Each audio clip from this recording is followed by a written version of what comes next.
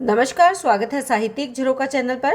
हमारा आज का प्रश्न है कहानी व नई कहानी, दोनों में अंतर जानेंगे। दोनों को जानेंगे कि कहानी क्या है, नई कहानी क्या है और अंतर क्या है। तो आइए देखते हैं। देखिए, सबसे पहले बात करते हैं कहानी की। कहानी हिंदी गद्य की वह विधा है जिसमें लेखक किसी घटना, पात्र अथवा समस्या का क्रमबद्ध ब्यौरा देता है। जिसे पढ़कर एक समन्वित प्रभाव उत्पन्न होता है, उसे क्या कहते हैं? कहानी कहते हैं।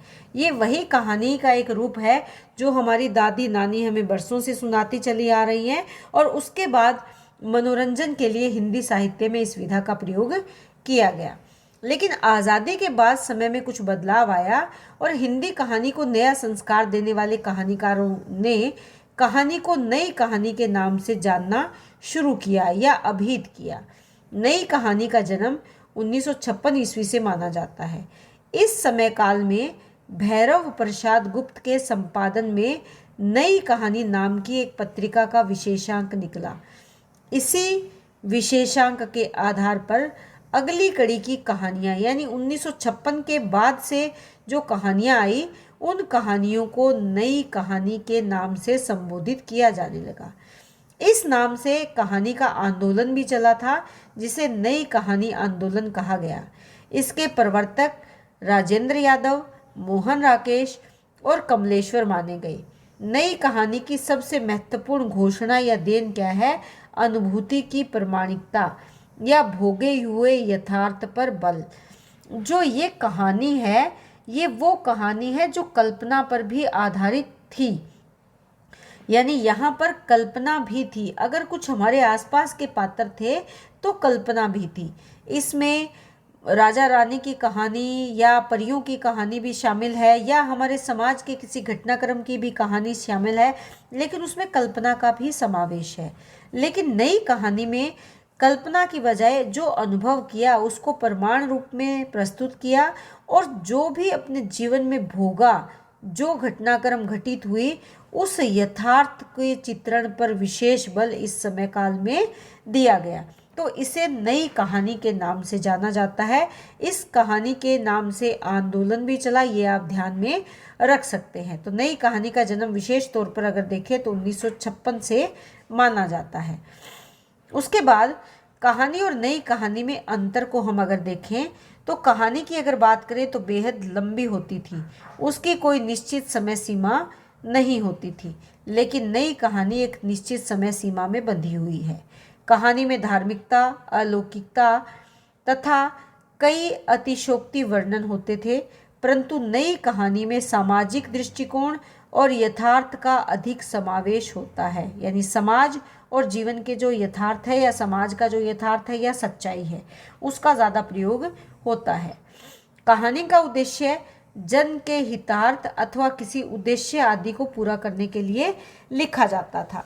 लेकिन नई कहानी की अगर बात करें तो इसमें किसी सामाजिक संदर्भ में, किसी समस्या के संदर्भ में अथवा मनोरंजन अपने दृष्टि से लिखी जाती है। यानी मनोरंजन करने के दृष्टिकोण से भी इसकी रचना की जाती है।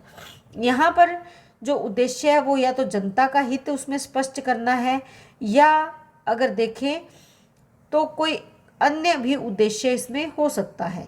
लेकिन यहाँ जो मूल उद्देश्य है वो समाज है और समाज के किसी संदर्भ में उसकी समस्याएं। इसके साथ साथ समाज में मनोरंजन के लिए भी इनकी रचना हो रही थी। कहानी में अगर देखें तो कला के दृष्टि से नियमों का पालन नहीं किया जाता था, लेकिन यहाँ पर नियमों का पूर्ण पालन किया जाता है कि शब्द कैसे होंगे, वाक्य कैसे होंगे, संवाद कैसे होंगे, पात्र कैसे होंगे, कथानक कितना लंबा रखा जाएगा। यानी जो भी कहानी के नियम है, जो तत्व है, उनके आधार पर इसकी रचना की जाने लगी। कहानी में भूमिका और प्रस्तावना आदि को महत्व दिया जाता था, लेकिन नई कहानी में इसके लिए कोई जगह नहीं है।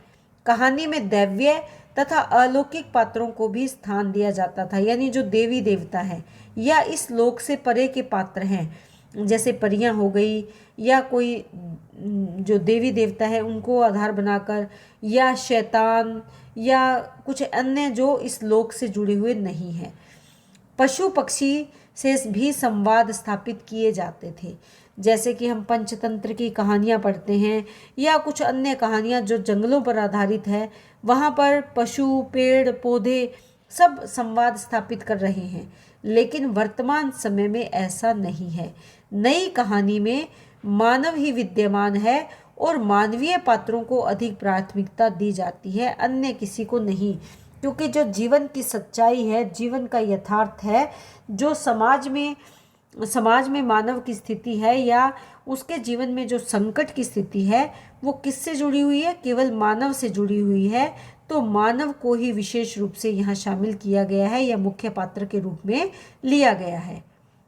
तो ये कहानी और नई कहानी में अंतर है, जो मुझे लगता है कि आपको बहुत अच्छे से समझ में आया है। आप इनको अलग तरह से पॉइंट बनाकर भी दोनों को विस्तार से बता सकते हैं। जैसे मान लीजिए यहाँ पर अगर हम देखें तो जो पॉइंट अगर बन रहा है कि लेखन पद्धति, जो ये कहानी है इसके लेखन पद्धति में भूमिका और प्रस्तावना को महत्व दिया जाता था, लेकिन नई कहानी में इसके लिए कोई जगह नहीं है। यहाँ पर आ जाता है कहानी के प्रमुख पात्र। तो यहाँ इसमें आप लिख सकते हैं, दोनों ही बातें स्पष्ट कर सकते हैं इस पॉइंट में कि इस जो कहानी है उसमें दैवीय और अलौकिक पात्रों को विशेष स्थान दिया जाता था। पशु पक्षी भी इसमें संवाद स्थापित करते थे, परंतु नई कहानी में ऐसा नहीं है। यहाँ नई कहानी में मानव ही विद्यमान है, मानवीय पात्रों को ही अधिक प्राथमिकता दी गई है।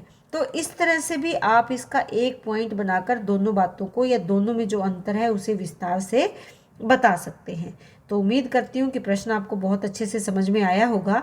बहुत बहुत धन्यवाद।